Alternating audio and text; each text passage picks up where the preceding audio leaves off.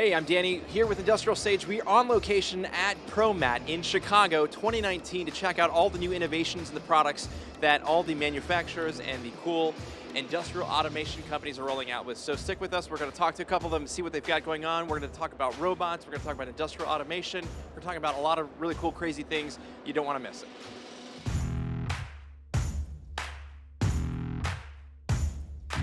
Welcome to IndustrialSage, a free video podcast series all about digital marketing for industrial manufacturers. Hear interviews with your peers and find out how they're solving the same challenges that you might be facing in your own field. Coming to you from the Optimum Production Studio in Atlanta, Georgia, this is IndustrialSage. Hey, so for today's episode, I told you that we went to ProMat a couple weeks ago, and we did a lot of booth tour videos. So guess what? Here we wanted to drop. We're releasing them as we're able to edit them down. So we've kind of pulled some of the top ones that we really enjoyed hearing. These are now it's gonna be a little different than a traditional episode that you might hear. We're getting a lot of feedback from clients. We're getting a lot, from them too, but we're getting a lot of feedback from our community here at IndustrialSage saying, hey, we're really enjoying hearing stories about different manufacturers and like what else is about. That's not even necessarily on sales and marketing. So we're gonna start rolling that in a little bit. There's talk of maybe having another segment on that with IndustrialSage. Actually, there's a lot of other things coming down the pipe that's gonna be super exciting. But anyways, we went and did these booth tour videos to just learn about what is going on. This is ProMat, so if you're not familiar with it, it's all about material handling and supply chain, logistics, automation, a lot of great stuff. So they had a sort of two-part show. They had ProMat and they also had Automate going on in Chicago at McCormick Place. There were like 50-something thousand people there. It was put on by MHI. It's huge and it was awesome. Last year we went to MODEX, if you remember. We did sort of a similar thing, and that was in Atlanta. And so anyways, we just wanted to basically pull in sort of the really cool stories that we heard relative to their products and what they're doing and kind of put that in. So we've got these little chunks that'll just kind of play back to back for you there, and you can take a look at that there. And then on our website, you can see the full interviews from each of these different companies, just to get if you're interested in them, learning a little bit more about what they're doing. And it's really, we ask them a couple key questions like, who are you? What's your background? What's your product or your service that you're rolling out with? We ask them, what's an ideal kind of client or customer look for you? And then what's the frequently asked question? What's the number one question that you get asked about your product or service? So you can take a look at those, check those out, and we're going to go ahead and start rolling them right now.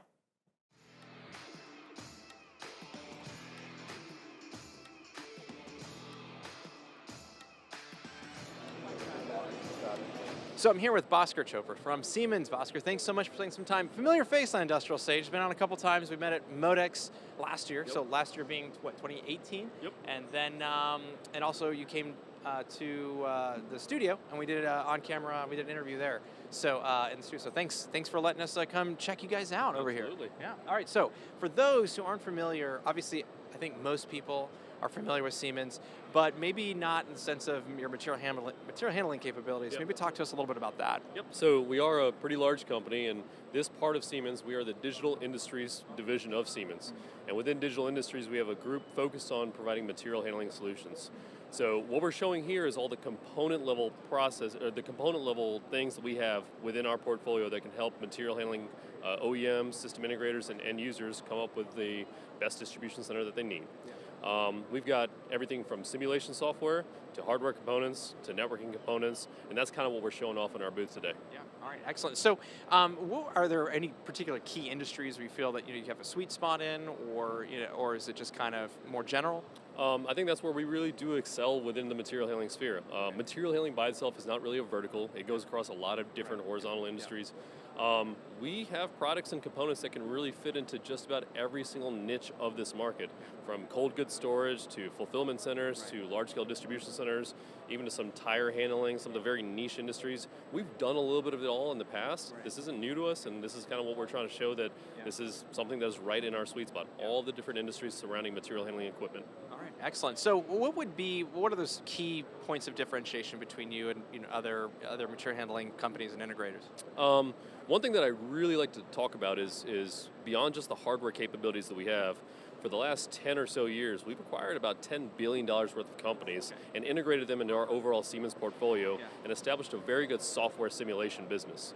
So our path to market, if we have an ideal world, we'd like to get some requirements from a customer. They want to build a distribution center that's meant to handle X amount of packages throughout, and they want to do it and have it commissioned and ready to go in X amount of time. They give those requirements to us. We have the capability of taking those requirements in, designing a distribution center from scratch with our modeling equipment, simulating how that would work based on a variety of different types of equipment that can go in there, whether that's AGVs, sortation systems, ASRS systems, and simulate what combination of that equipment might make the most sense for that distribution center. Once we simulate its actual operation, we actually have, based on our TIA portal software, the ability to tie into that simulated virtual world and validate whether your automation code will work in a completely digital environment before you put any metal to the actual floor, before you build anything. We've got that upfront simulation capability that I think makes us pretty unique in the market compared to some of our other competitors out there. Right, so obviously that's kind of a little bit of a big deal because if you're going to make a significant investment like that, you want to make sure things are actually going to work before you start pouring concrete. That's right. That's right. All right, excellent. So what about, do you have any particular great case studies or stories where you've really been able to, help out? Actually, yes. The one use case that we're talking about in this video right behind us, this was a German CPG company. They, I think this specific branch of them actually did a lot of laundry detergent, some household supplies. They actually had a distribution center network in Europe of 5 distribution centers. And that was well and good. It was working fine, but they wanted to figure out a way to consolidate costs and be able to combine the processes at these 5 distribution centers into one large mega distribution center. And one thing we were able to help them out with, again, from the software simulation standpoint, was taking a look at some different ways that we could accomplish that. And successfully, we were able to take their network of 5 distribution center hubs and bring that all into one combined mega distribution center. And before they had any actual material laid out on the floor, before they had any actual drives ordered or motors ordered or conveyors ordered, we were able to create a digital twin of what that distribution center would look like, validate its performance and capabilities, make them feel comfortable about using us as a provider for them for all the equipment that would go in there. Right. Now that absolutely makes 100% sense. So another question I've got is, what would you say is the number one frequently asked question? Let's say here at the booth, you come in. What's that number one question that people ask, and what's the answer to that? Will it work? That's a good question. It's important because, so we always like to joke about the lifespan of a fulfillment center, or the lifespan of a distribution center. Let's say it takes 10 months to 15 months to actually build the distribution center. Cool, that is one set of time. But that thing has to be alive for 25 years after that. Right, and there has to be a set of people that are going to take care of that equipment and make sure that everything works for 25 years after that. Right, so will it work is kind of a vague way of saying it, but everyone wants to make sure that whatever goes out there, whatever equipment you put out there in the field, if it does go down, because it's all rotating electrical machinery, is there an easy way to make sure that we can fix it? Can we get somebody off the streets that maybe isn't fully trained and invested in Siemens for 15 years? Right. Can we make sure that they are comfortable handling the equipment? Right. And I think a lot of the investment that we've made in the downtime mitigation techniques for our products addresses that very, very well. You'll see, I don't know if you guys are going to have a chance to go in there, but a lot of our components actually have operator panels with plain text English remediation techniques built onto their actual devices. All of our VFDs have a very clear-cut operator panel. Our PLCs have a very clear-cut operator panel to make sure that if a user has to go in there and do some work to that machine, they have a very clear-cut way of being able to address that without needing a huge background of Siemens knowledge for 10 or 15 years. Yeah, exactly. That makes a lot of sense. The long-haul approach, I appreciate it. I really appreciate that. So, okay, so if anybody has any questions, I'd like to learn more about your solutions. What's the best way of learning more about that and getting in touch with you? First and foremost, Bhaskar Chopra. I am the industry manager for material handling here in the States. I have a decent amount of knowledge from all of the aspects of what we cover. I'd be happy to answer your questions. We have a team actually of material handling specialists within Siemens. That team is on display here. We have a very good LinkedIn page where you guys can access us. Siemens Digital Industries is what you should look up at LinkedIn. And we have offices all across the United States as well too. There's a chance that if you are a customer looking at this, there is a Siemens office in your location.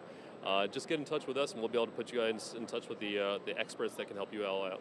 Awesome. Bhaskar, thanks so much again for the time. Appreciate it.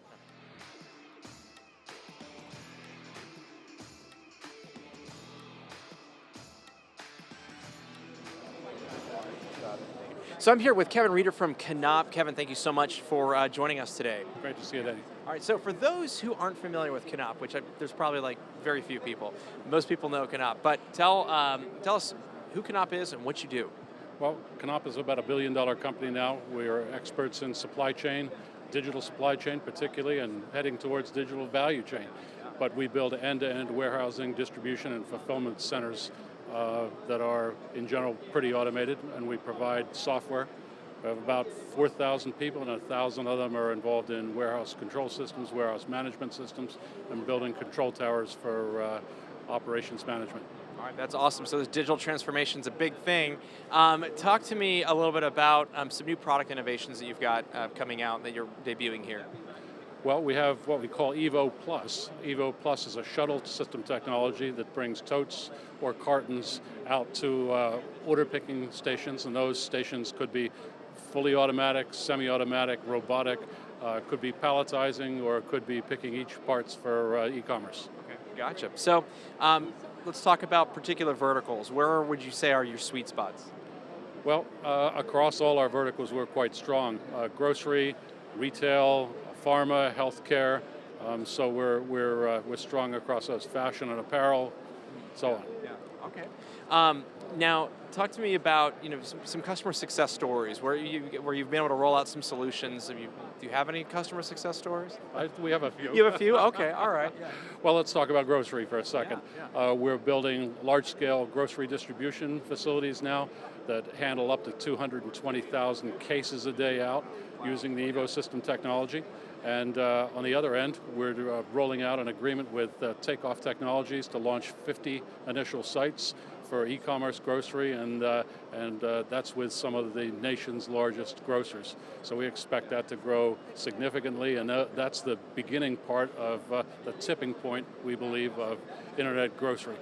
No, that's awesome. Yeah, especially as things are going to continue going that way, getting goods and everything to the end user, the consumer, as quickly as possible. Sounds like you guys are leading that, that innovation on the forefront. Well, I think the digital supply chain is key. We're also rolling out a product here called Red Pilot. Red Pilot, well, we rolled it out at MODEX actually, but this is the year we are showing the results. We have 47 sites of Red Pilot at a control tower for warehousing and distribution, but it does real-time planning, execution, and learning from the process.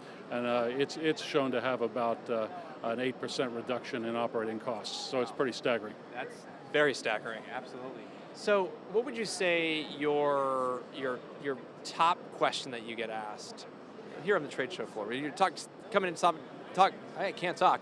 You are talking to somebody here, no idea, they don't know who you are, and you start getting into all these different solutions. What is that one question that comes up no matter all the time? What is it? Besides how much it costs? Yeah. We get asked sort of the what is it, how does it work, and how would we apply it type of questions. And we walk people through a scenario of design, execution, application. And what you see behind us is a large touch wall that allows you to drill down into the details of a flow chart and operation for any of our vertical channels, and to look at videos that walk you through each of the steps. And we talk about the design. We have a digital flow here, we have a mechanization flow, and we have a software flow. So any one of those we can track and talk in detail to our customers and prospects. Oh, that's awesome. Kevin, so if anybody would like more information, what's the best way to get in touch with you or the company? Canop, what's your website? Canop.com, Knapp.com. Perfect. All right, Kevin, thank you so much for the time. Pleasure, Dan. All right.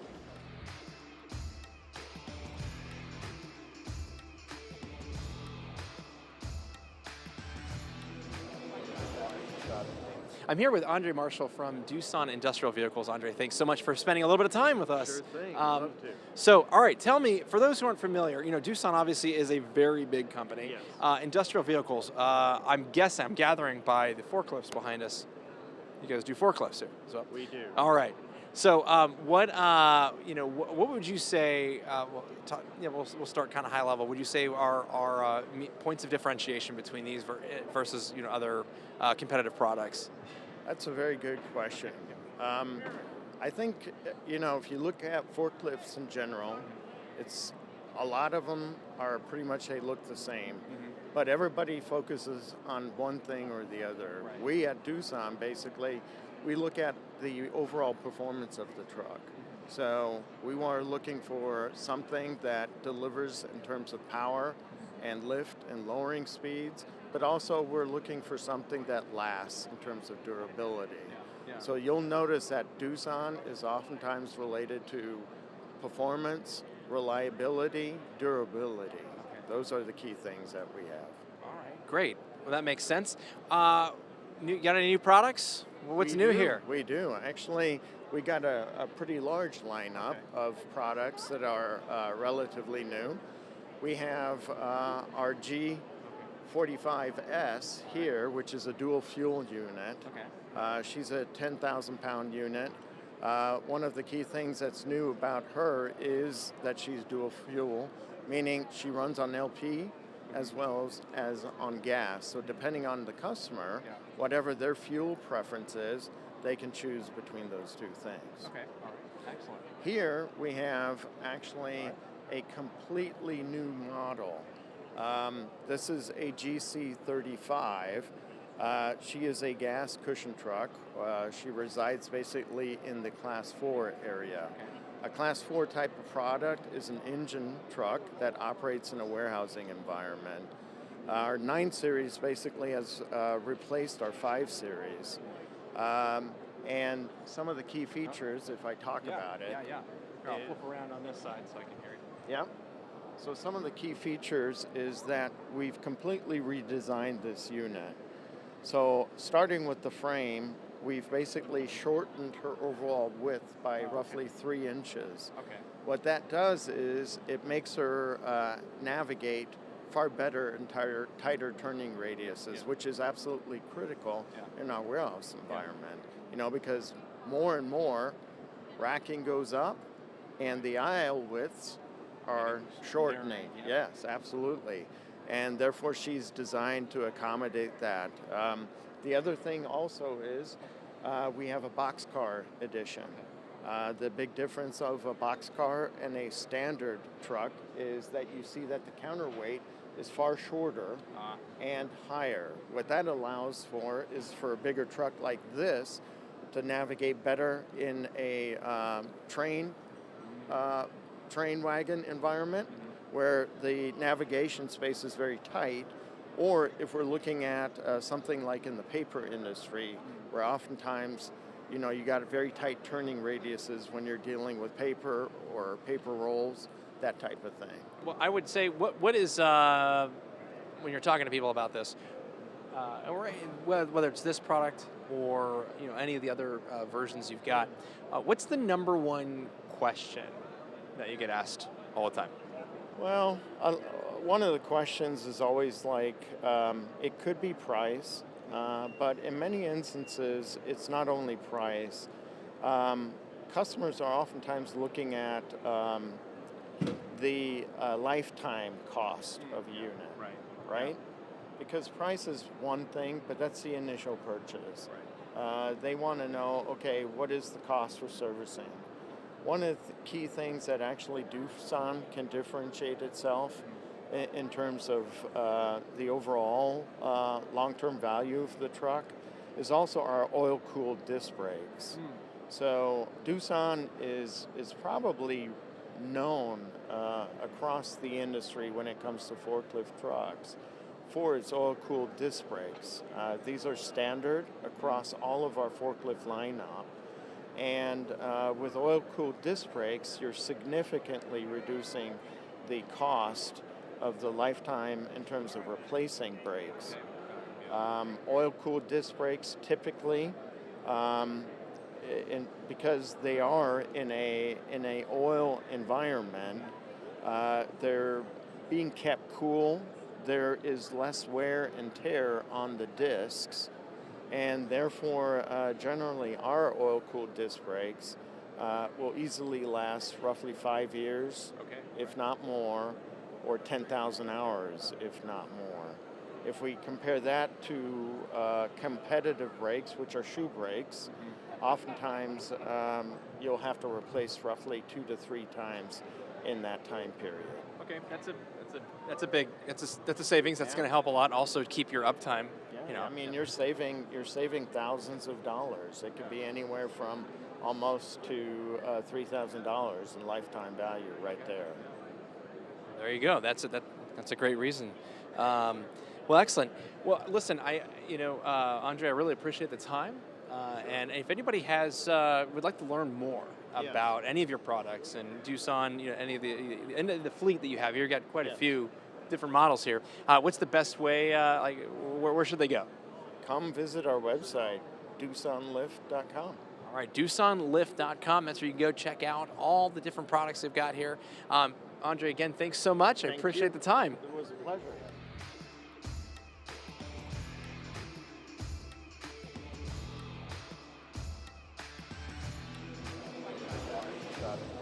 Okay, so I'm here with Jason Walker from Waypoint Robotics. Jason, thanks so much for joining us today or being here. How's the show going for you? It's going really well. Awesome. The traffic we've had and the quality of people we've had has just been exceptional. Awesome. It's great to talk to people who know what they're looking for, educated buyers. Okay, great. So, all right. So, for those who don't know, A, what they're looking for, and B, who Waypoint is, who are you to the uneducated buyer?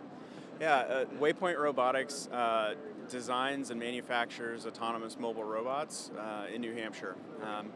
Our whole approach to the market is to make a robot that is so easy to use that the people who are currently pushing carts are the people who can take ownership of this robot and put it to work for them. So we're trying to give the shipping and receiving clerks and the dock workers and the assembly line workers a nail gun instead of a hammer.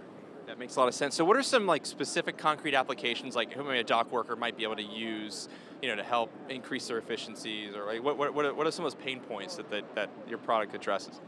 Well, a great example is what a lot of people call the long walk. Okay. You have items that are across the facility that might be half a mile long, and people spend a lot of time in their day just walking back and forth. And so our robots take that annoying piece of their job away from them, and it doesn't take it away from them. They still have control over it. They make it happen, but they have a minion to send out to do that long walk instead of having to do it themselves. That's awesome. So in that example, I would imagine that we're going several hundred feet many times. So they're able to kind of program the route and just say, okay, all right, here, this is what we're going to do 1,000,000 times a day. Well, even better than that, with a Waypoint robot, because it's autonomous, you don't have to program the route at all. You just tell it where you want it to go, and it figures out how to get there. And if, 90% of the companies in the world, somebody occasionally leaves a box in the aisle or something out of place, if there's an aisle that's blocked, then it'll find another aisle to go down by itself. So you can give it a wish instead of trying to plot every single little segment of its journey. Oh, wow, that's awesome. So it's smart, too. Right. It's absolutely intelligent. All right, excellent. So, what are some of the new products? You got this, giant, robot over here. It says 3,000 pounds. So tell me a little bit about that.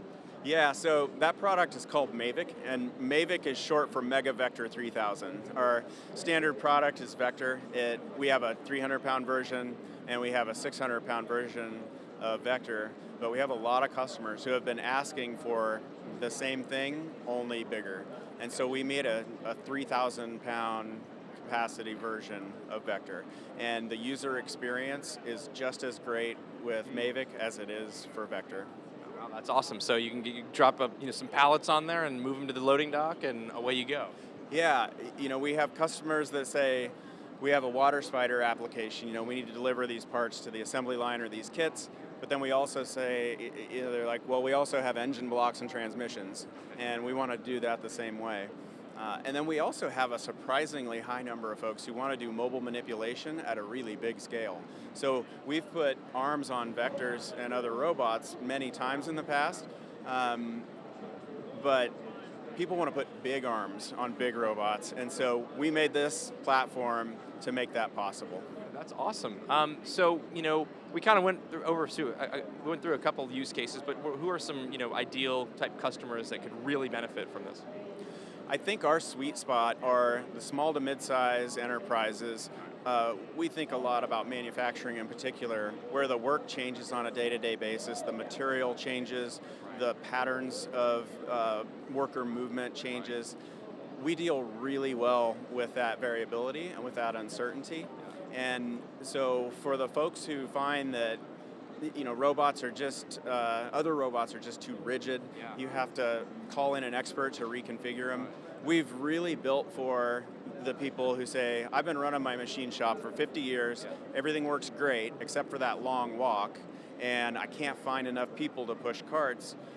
We can drop a robot into that situation and have it working that day. That's awesome. So ultimate flexibility. Ultimate flexibility and scalable too. We also have the capability to interface with WMS systems and ERP systems and MRP systems. And the ability to make it work right now, to see how it fits in your organization without having to change a thing, and the ability to scale and add robots and add automation from the software system, it all works, and it all works easy. That's awesome. What is your number one question that you get asked all the time? Or maybe number one, number two, what is that? Number one is, what are those amazing wheels? How does it move sideways? And then I think number two, are just working through all the questions that people have, where they either don't know about robots and we're teaching them for the first time, or they've talked to a lot of other companies and they come in with these expectations of the difficulties they're going to have in adoption. Do I need an internet connection? Do I have to put lines on the floor? Do I have to change the infrastructure? Do I have to retrain my people? Et cetera, et cetera, et cetera. And we've really built this thing so that we can drop it in, we can take your dock worker, show them how to use it, and honestly put it to work the very first day you get it. That is awesome. Well, Jason, thanks so much for the opportunity to come check out all the new innovations, things are doing. You guys got some really, really cool things going on in New Hampshire. We do. So thank you again. If anyone has any questions, what's the best way to learn more about Waypoint Robotics? Go to waypointrobotics.com, and we are at Waypoint Robo on all the social channels. We have a YouTube channel that we've got a bunch of videos up, and we're making technical progress faster than we can keep up with it, in marketing materials. So if folks reach out to us, we'll reach back as fast as we can and set something up. Awesome, it's a good problem to have. Hey, Jason, thanks again so much. Thank you, appreciate it.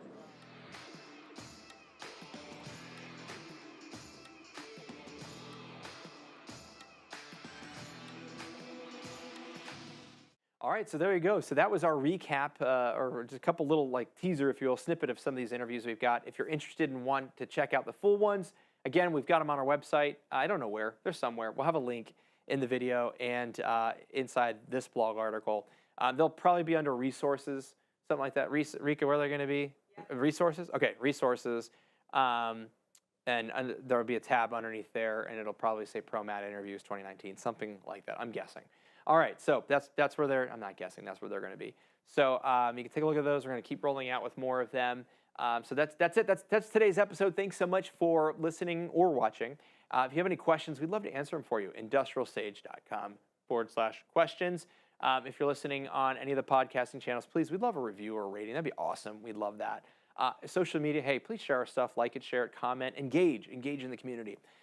And if you're not on our email subscription list, become a subscriber. It's free, and you're going to get a lot of other content that you're not going to see or hear necessarily on the website or on the podcast, because it's very secret. Now, we've got some great stuff there, like additional blog articles and other content, so that you can stay at the top of your game and you can continue to learn more about the manufacturing space and sales and marketing, and go from there. We got a lot of really cool, exciting things coming down the track for the rest of the year with IndustrialSage, and it's just an exciting time, super exciting. So that's it, I'm done for today. Thanks for watching. I'm Danny, this is IndustrialSage.